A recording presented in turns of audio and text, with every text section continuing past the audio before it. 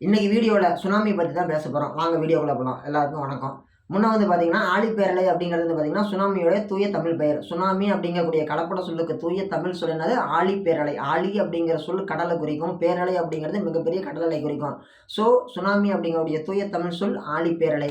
ஆழிப்பேரலை பற்றி நம்ம சொல்கிறோம் அப்படின்னா இதனால இந்தந்த நகரங்கள் அழிஞ்சிருக்குன்னு சொல்லி கேட்டோம்னா இன்றைக்கி பெரும்பாலும் வந்து பார்த்திங்கன்னா இந்தோனேசியா, ஜப்பான், அந்தமான் நிக்கோபர் தீவுகள் இதை சுற்றி தான் வந்து பார்த்திங்கன்னா அடிக்கடி வந்து பார்த்திங்கன்னா சுனாமி அலைகள் அப்படிங்கிறது பெரும்பாலும் தாக்குகிறது. இதில் வந்து பார்த்திங்கன்னா அது மட்டும் இல்லாமல் மிக முக்கியமான விஷயம்னு சொல்லி கேட்டோம்னா இதுக்கு முன்னாடி எங்கேயாவது இந்த மாதிரி நடந்திருக்குதான்னு சொல்லி கேட்டோம்னா இருக்குது. நம்ம இதிகாச கதைகளில் சொல்லப்பட்ட இடம் என்ன இடம்? துவாரகை. இன்னைக்கு இருக்குது அப்படின்னு சொல்லி அதிகாரப்பூர்வமாக தெரிஞ்சும் ஆராய்ச்சி பண்ண முடியாமல் இருக்கக்கூடிய என்ன இடம்? உன்னோட இடம் குமரிக்கண்டம். ஓகேங்களா? இப்படி இந்த 2-3 இடம் மட்டும் இல்லை, இந்த மாதிரி நூற்றுக்கணக்கான இடங்கள் இருக்குது உலகம் முழுக்க. நகரங்களாகவும் சின்ன சின்ன தொல்லியல் எச்சங்களோடையும் அந்த இடம்லாம் எங்கே இருக்குது? கடலுக்குள்ள. அதுக்கு யார் காரணம்? இந்த ஆழிப்பேரலைன்னு சொல்லக்கூடிய இந்த மோசமான கடல் தான் காரணம். கடல் அப்படிங்கிறது மோசமான விஷயம் கிடையாது. கடல் அப்படிங்கிறது ஒரு கடல் தாய், ஒரு அம்மா மாதிரி. ஏன் அது அம்மா மாதிரி? அதோடைய தன்மைகளும் அதோடைய குணங்களும் அது செய்யக்கூடிய செயல்களும் அந்த மாதிரி ஒரு அம்மா எப்படி பிள்ளைங்களை பார்த்துக்கோங்களோ அந்த மாதிரி அதுதான் நம்மளை பார்த்துக்குது. அது நினச்சிச்சின்னு வச்சுக்கோங்க,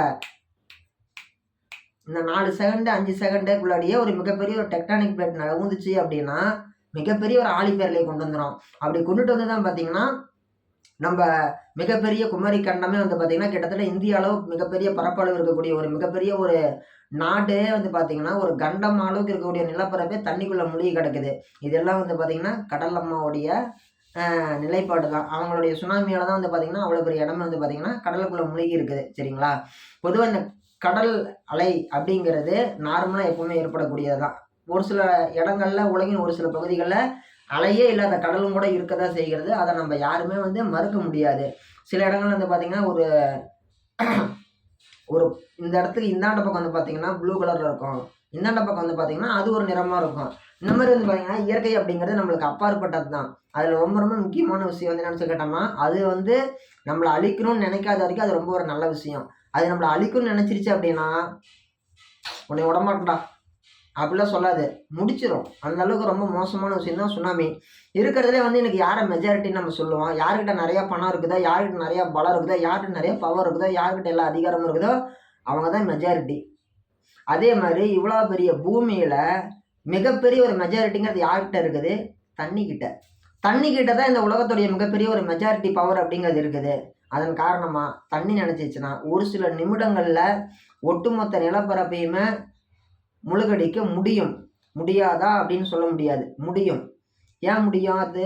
ஏன் முடியும்? ஏன்னா அது வந்து அளவில் ரொம்ப பெருசாக இருக்குது. ஒரு மிகப்பெரிய ஒரு எரிகள் வந்து ராட்சச எரிகள் வந்து பூமியை தாக்குனிச்சாலோ அல்லது ஒரு டெக்டானிக் பிளேட் அப்படின்னு சொல்லக்கூடிய ஒரு சில நகர்வு நகர்ந்துச்சுனாலோ நம்ம நினச்ச பக்கத்தில் ரொம்பவே மோசமான முறையில் இந்த உலகத்தை அழிக்கக்கூடிய ஒரு வல்லமை அப்படிங்கிறது அதுக்கிட்ட தான் இருக்குது. அணுகுண்டு அப்படிங்கிறது போலவே வந்து பார்த்திங்கன்னா சுனாமி ரொம்ப ரொம்ப ஒரு மோசமான இதுதான். அறிவியல் ரீதியாக பார்க்கும் பொழுது சுனாமி அப்படிங்கிறது எப்படி உருவாகுதுன்னா நம்ம பூமியில் டெக்டானிக் பிளேட் அப்படின்னு சொல்கிறது இருக்குது, நம்ம எல்லாருக்குமே தெரியும். ஓகேங்களா? கண்ட தட்டுகள்னு சொல்லி தமிழில் சொல்லுவாங்க, ஆங்கிலத்தில் டெக்டானிக் பிளேட்னு சொல்லுவாங்க. அந்த பிளேட்ஸ் வந்து பார்த்திங்கன்னா ஒன்று மேலே ஒன்று இருக்கும், ஒன்று மேலே ஒன்று இருக்கும், இப்படி இருக்கும். இப்படி இருக்கும் பொழுது ஒரு பிளேட் வந்து திடீர்னு இப்படி எந்திரிச்சிச்சு அப்படின்னாலும் இங்கே இருக்கிற தண்ணி அப்படியே வேகமாக வரும். ஃபஸ்ட்டு கடலுக்குள்ளே இருக்கும்போது கொஞ்சமாக இருக்கும், போக போக போக போக போக போக பெரிய அலையாக கரையை நோக்கி வந்து சேரும். பொதுவாக வந்து பார்த்திங்கன்னா இப்படி வரக்கூடிய தண்ணி அப்படிங்கிறது இப்படி கொக்கி மாதிரி வருமா. இப்படி ஃபஸ்ட்டு இப்படி வரது அப்படியே போக போக போக போக போக இப்படி எந்திரிச்சு இப்படி கொக்கி மாதிரி வந்து இப்படி டப்புன்னு கொத்துமா. கொத்திக்கிட்டு வந்த வேகத்தில் ரிட்டன் உள்ளாடி போயிடுமா. ஒரு சில நேரங்களில் ஒரு அலைகள் அப்படிங்கிறது 2 அலை 3 அலைகள் வரைக்கும் கூட வருமா. இருக்கிறதுலையே 3ஆவதாக வரக்கூடிய அலை தான் வந்து பார்த்திங்கன்னா ரொம்ப வேகமாக வருமா. 3ஆவதாக வரக்கூடிய அலை அப்படிங்கிறது உள்ளேருந்து வரதுனால ரொம்ப ஃபோர்ஸாக வருமா. அதுதான் ரொம்ப தூரம் உள்ளடி போகுமா. இப்படி வந்து பார்த்திங்கன்னா சுனாமியால் வந்து பார்த்திங்கன்னா பல நூற்றுக்கணக்கான மக்கள், ஆயிரக்கணக்கான மக்கள் வந்து பார்த்திங்கன்னா இறந்துருக்கிறாங்க. அதுக்கு சிறந்த உதாரணம்னு சொல்லக்கூடாது, அதுக்கு ஒரு சிறந்தன்னு சொல்லக்கூடாது, அதுக்கு வந்து ஒரு எடுத்துக்காட்டு என்னன்னு சொல்லிட்டோம்னா 2004 தாய்லாந்து நம்ம ஊரில் ஏற்பட்ட ஒரு மிகப்பெரிய ஒரு சுனாமி தான். அதனால் வந்து பார்த்திங்கன்னா ஆயிரக்கணக்கான பேர் வந்து பார்த்திங்கன்னா தங்களுடைய குடும்பத்தை இறந்துருக்கிறாங்க. நிறையா குழந்தைங்களுக்கு அம்மா அப்பா இல்லை, நிறைய பெற்றவங்களுக்கு குழந்தைங்க இல்லை. இப்படி வந்து பார்த்திங்கன்னா எவ்வளவோ துக்க சம்பவங்களும் நடந்துருச்சு. சுனாமி அப்படின்னு சொல்கிறது இன்றைக்கி வந்து நம்ம அந்த சுனாமி நிகழ்வுக்கு அப்புறமேட்டு தான் நம்ம வந்து அதோடைய கோரத்தாண்டவம் அப்படிங்கிறது இந்த அளவுக்கு இருக்குமா அப்படின்னு சொல்லி நம்ம சொல்லிகிட்டு இருந்தோம். அதை வந்து பார்த்திங்கன்னா யாருமே வெல்ல முடியாத ஒரு இயற்கையின் ஒரு மிகப்பெரிய ஒரு சக்தி, மிகப்பெரிய ஒரு கொடைன்னு சொல்ல, மிகப்பெரிய ஒரு தாண்டவம் ஆடக்கூடிய ஒரே சக்தி என்னன்னு சொல்லி கேட்டோம்னா இந்த சுனாமி தான். இந்த சுனாமியால் நம்ம ஊரில் எங்கெங்கெல்லாம் பாதிப்பு ஏற்படும்னு சொல்லி கேட்டோம்னா பெரும்பாலும் கடலோர பகுதிகள் தான்.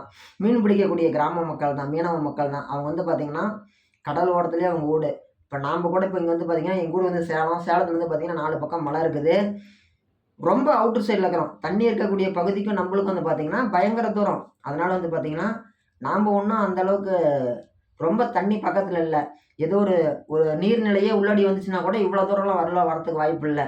ஆனால் கடல் ஓரத்தில் இருக்கிறவங்க நினச்சி பாருங்க, ஒரு மழை பெஞ்சினாலோ ஒரு புயல் அடிச்சிச்சுனாலோ எங்கேயோ ஒரு 100 கிலோமீட்டர் தள்ளி ஒரு புயல் அடித்தாலும் ஒரு காற்றழுத்த தாழ்வு மண்டலம் ஒரு புயலாக உருவாச்சுனாலும் இவங்களுக்கு இங்கே மழை அடிக்கும். இவங்க வந்து நிம்மதியாக வந்து என்ன பண்ண முடியாது, ஒரு கருவாடு காய வைக்க முடியாது, ஒரு உப்பளத்தில் உப்பு தயாரிக்க முடியாது தூத்துக்குடியில். இப்படி ஏகப்பட்ட இன்னல்களுக்கும் ஏகப்பட்ட துயரத்துக்கும் ஆளாகிறாங்க. உண்மையாலுமே வந்து பார்த்திங்கன்னா கடல் அப்படிங்கிறது ஒரு தாய் மாதிரி தான். எத்தனையோ மக்களுக்கு மீன்பிடி தொழிலுக்கு ஒரு மிகப்பெரிய ஆதாரமாக இருக்குது. இப்படி எவ்வளவோ விஷயங்கள் பண்ணுது. இதெல்லாம் பண்ணியுமே கூட மனுஷன் என்ன பண்ணுறாங்க, ஹியூமன்ஸை தங்களால் என்னென்ன வேஸ்ட்டு கொண்டு போய் கடலில் கொட்ட முடியுமோ, ஏன் நம்ம நியூக்ளியர் வேஸ்ட்டு அதுவே கடலுக்குள்ளே தான் கொட்டுறாங்க. ஆமாம், நியூக்ளியரை வச்சு எலக்ட்ரிசிட்டி பவரை தயாரிக்கிறாங்க இல்லையா, தயாரித்தது போக மீதி இருக்கக்கூடிய அந்த வேஸ்டேஜ் கொண்டு போய் அதுக்குள்ளே தான் கொட்டுறாங்க.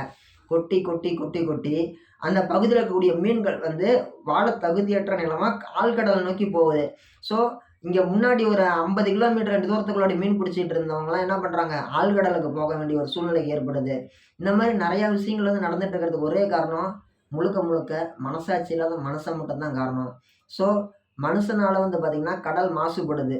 நாம் நினைக்கிறோம் பூமியில் வந்து மனுஷன் புகையை உருவாக்கி காற்றை மாசுபடுத்திட்டான், நெகிழி கழிவுகளை உருவாக்கி மண்ணை மாசுபடுத்திட்டான், கடலுக்குள்ளே நம்ம என்ன போகிறோமா அது ஒன்றும் கிடையாது அப்படின்ட்டு. நாம் நினைக்கிறத விட மோசமான விஷயம், கடலுக்குள்ளே தான் மனுஷன் வந்து மனுஷங்க என்ன பண்ணுறாங்க, நெகிழி கழிவுகளை விட மோசமானது என்னது, நியூக்ளியர் வேஸ்டேஜ். ஓகேங்களா, அதை கொண்டு போய் அதுக்குள்ளாடி போட்டு ரொம்ப ரொம்ப மோசமான செயலெல்லாம் மனுஷன் பண்ணிட்டு இருக்கிறாங்க. இதனால் என்ன ஆகும், இயற்கை அப்படிங்கிறது பாதிக்கப்படும். உடனே பாதிக்கப்படும்னா உடனே கிடையாது. நம்ம பேரண்டிங்லாம் வந்த காலத்துக்கு அவங்களுக்கு ஒரு மாற்றங்கள் அப்படிங்கிறது மிகப்பெரிய அளவில் இருக்கும்.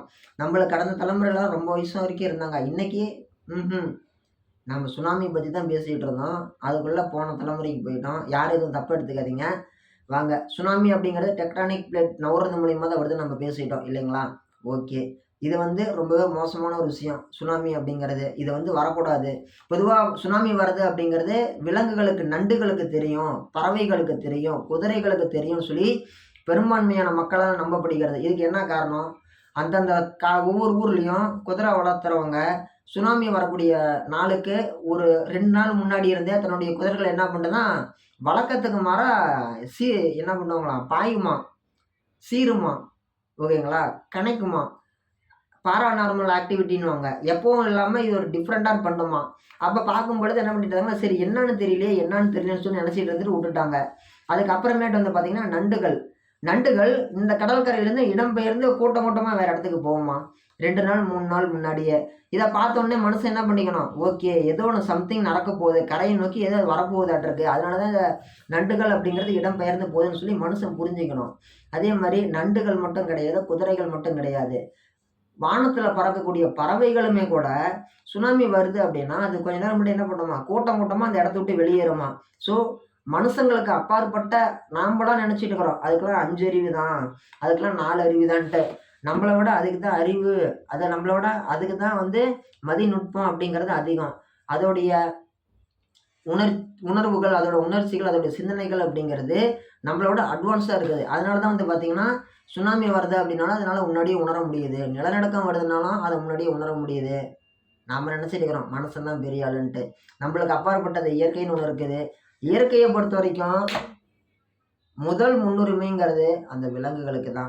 நாம் நினச்சிட்டு இருக்கிறோம் விலங்குகள் பேசுகிறேன்ட்டு, ஆனால் அதுக்குள்ளாடி ஒரு கம்யூனிகேஷன் அப்படிங்கிறது இருக்குது.